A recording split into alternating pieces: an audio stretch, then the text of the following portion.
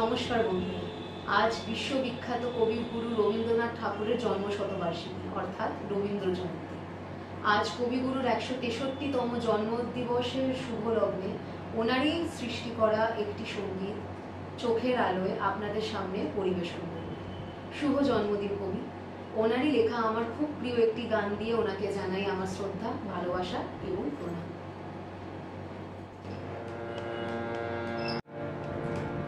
চোখের আলোয় দেখেছিলেন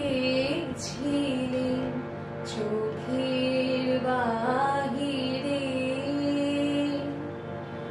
অন্তরে আজ দেখব যখন আলোক নাহিরে। চোখের আলোয় দেখেছিলেন চোখের বাহিরে, ধরায় যখন দাও না ধরা হৃদয় তখন তোমায় ভরা। এখন তোমার আপন আলোয় তোমায় চাহিরে। চোখের আলোয় দেখেছিলেন চোখের বাহিরে, তোমায় নিয়ে খেলেছিলেন খেলার ঘরেতে।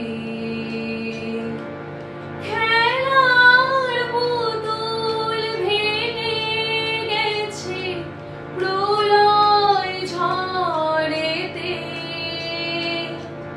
তোমায় নিয়ে খেলেছিলেন খেলার ঘরেতে।